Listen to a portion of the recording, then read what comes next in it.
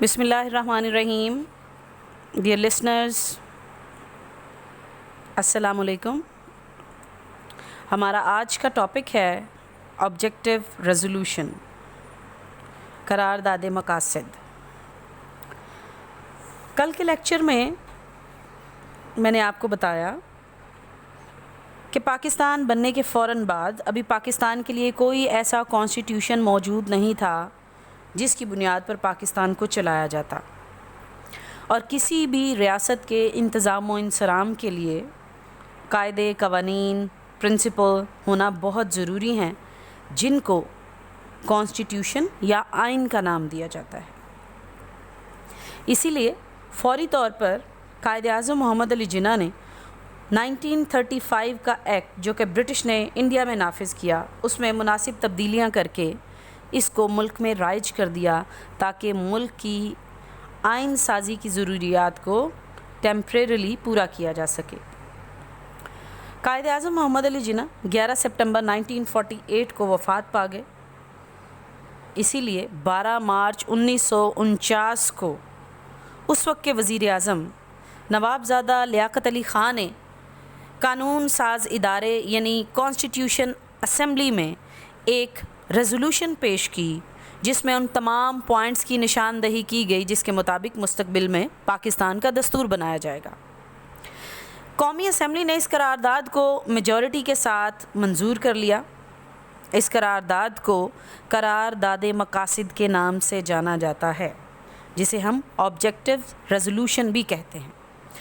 Objective resolution سے مراد یہی ہے کہ اس بات کا تعین کیا جائے کہ آئندہ ملک میں بننے والا کانسٹیٹیوشن اس کا مقصد کیا ہوگا، اسلامی ریاست کی ضروریات کو کیسا پورا کرے گا، اور ہندوستان کے اندر مسلمانوں کو جن چیزوں کے اوپر تحفظات تھے، ریزرویشنز تھیں، ان سے نجات حاصل کر کے اب ایک اسلامک ڈیموکریٹک پاکستان میں نظام حکومت کس طرح سے رائج کیا جائے گا.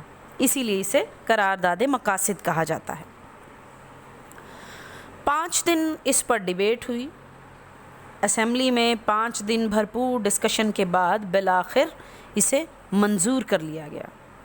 اسے 7 مارچ کو پیش کیا گیا اور 12 مارچ کو اس قرارداد کو منظوری حاصل ہوئی. اس قرارداد کا جو سب سے پہلا اہم پوائنٹ تھا وہ تھا سوورینٹی آف اللہ آلمائٹی، اللہ تعالیٰ کی حاکمیت. یعنی اس قرارداد میں نشاندہی کی گئی کہ ساری کائنات کا خالق و مالک اللہ تعالیٰ ہے. اللہ تعالیٰ کی ذات ہی سوورن ہے، سارا اقتدار اسی کو حاصل ہے. مسلمانوں کے پاس جو بھی اختیارات ہیں، جو بھی اقتدار ہے، یہ اللہ کی امانت ہے. یہی وجہ ہے کہ تمام منتخب نمائندے ان اختیارات کو اللہ کی امانت سمجھ کر ہی استعمال کریں گے. دوسرے نمبر پر جو اہم پوائنٹ اس میں پیش کیا گیا وہ یہ تھا کہ ہم پاکستان میں اسلامک ویلیوز کو فالو کریں گے. قرارداد مقاصد میں اس بات کی بھی نشاندہی کی گئی کہ پاکستان میں جمہوریت، آزادی، رواداری، معاشرتی انصاف، ان تمام چیزوں کو فروغ دیا جائے گا. The Constitution should observe the principles of democracy, freedom, equality, tolerance and social justice as laid down by Islam. The third point of objective resolution was Islamic ways of life. اسلامی طرز زندگی کو فروغ دیا جائے گا. مسلمان اپنی انفرادی اور اجتماعی زندگیاں اسلام کے بتائے ہوئے اصولوں کے مطابق گزارنے کے لیے بہتر اور مناسب ماحول فراہم کیا جائے گا. Muslim should be able to lead their lives according to the Islamic principles.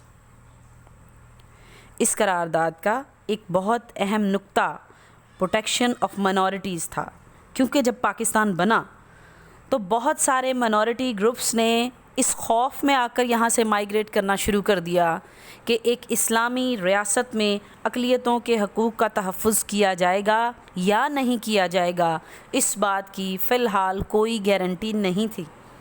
لیکن قائد اعظم محمد علی جناح پارٹیشن سے پہلے اور پارٹیشن کے بعد بار بار مائنورٹیز کو یہ بات باور کراتے رہے کہ پاکستان بن جاتا ہے تو تمام اقلیتوں کو ان کے مذہب اور عقائد کے مطابق زندگی گزارنے کا بہترین ماحول پاکستان میں فراہم کیا جائے گا۔ یہی وجہ ہے کہ قرارداد مقاصد میں اس نقطے کو شامل کیا گیا that other religious groups should be able to practice their religion freely۔ یہ اس بات کا ثبوت تھا کہ قائد اعظم محمد علی جناح نے جو حصول پاکستان کے دوران وعدہ کیا تھا کہ یہ صرف پاکستان مسلمانوں کے لیے نہیں بلکہ وہاں پر رہنے والی مائنورٹیز کو بھی تحفظ فراہم کرے گا، سو وہ وعدہ اس قرارداد مقاصد کی صورت میں پورا ہوتا نظر آ رہا تھا۔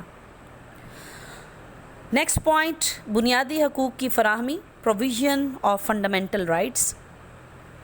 تمام شہریوں کو کسی نسلی، معاشرتی، معاشی، مذہبی تعصب کے بغیر تمام حقوق فراہم کیے جائیں گے،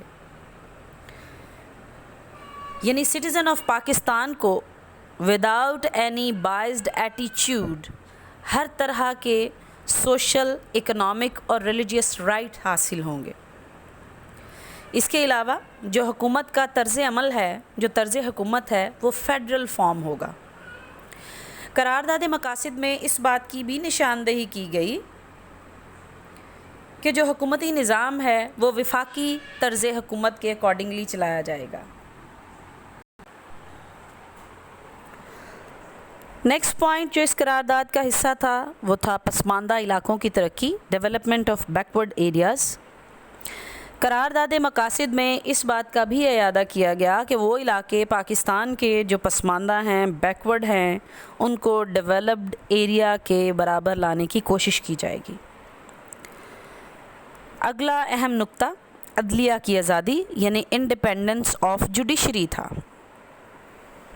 یہ کہا گیا The legal system should be independent of government۔ جو عدلیہ کا نظام ہے وہ بالکل آزاد ہوگا، عدلیہ بغیر کسی پریشر کے، بغیر کسی دباؤ کے کام کرے گی۔ ایک اور اہم نقطہ جو کہ مستقبل کی ضروریات کو مد نظر رکھ کے شامل کیا گیا وہ یہ تھا کہ Urdu would be treated as a national language of Pakistan. سو یہ بات واضح ہو گئی کہ اردو ہی پاکستان کی قومی زبان ہوگی۔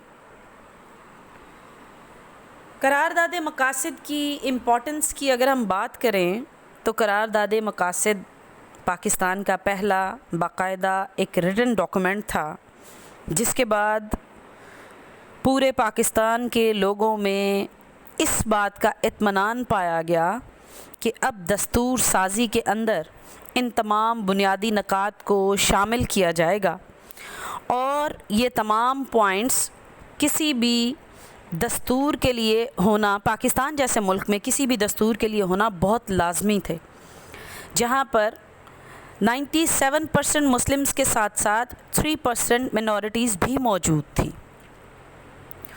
قرارداد مقاصد کی اہمیت کا اندازہ اس بات سے لگایا جا سکتا ہے کہ پاکستان میں اس کے بعد 1956، 1962، 1973 یعنی جتنے بھی کانسٹیٹیوشن بنائے گئے اس میں اس قرارداد کو افتتاحیہ کے طور پر، دباچے کے طور پر استعمال کیا گیا۔ قرارداد مقاصد نے دستور بنانے کے لیے ملک کے اندر بنیادی اصولوں کی نشاندہی کر دی اور قرارداد مقاصد پاکستان میں بننے والے آئندہ تمام دساتیر میں، تمام کانسٹیٹیوشن میں باقاعدہ اس کے دباچے کا یا افتتاحیہ کا حصہ رہے۔ قرارداد مقاصد کو 1985 میں صدر مملکت نے 1973 کے آئین میں ترمیم کر کے باقاعدہ اسے کانسٹیٹیوشن کا حصہ بنا دیا۔ اس قرارداد میں پاکستان کا نظام حکومت، نظام معیشت، اس کو اسلامی بنیادوں پر استوار کرنے کی ضمانت دی گئی تھی۔ لیاقت علی خان نے جب یہ قرارداد پیش کی تو کہا کہ یہ پاکستان کی تاریخ کا ایک اہم ترین دن ہے کیونکہ اس میں پاکستانی عوام کی خواہشات کا احترام کرتے ہوئے اسلامی دستور کی ضمانت دی گئی ہے، مطلب پاکستان کا فیوچر کانسٹیٹیوشن اسلامک ہوگا۔ یہ ساری کاوشیں تھیں دین کی، اسلام کی خاطر ہزاروں کلفتیں تھیں ایک پاکستان کی خاطر، یہ مقصد تھا یہاں اسلام کا فرمان ہو جاری، مکمل طور پر اس ملک میں قرآن ہو جاری۔ انشاءاللہ اگلی کلاس میں نیکسٹ ٹاپک کے ساتھ دوبارہ ملیں گے۔ اللہ حافظ۔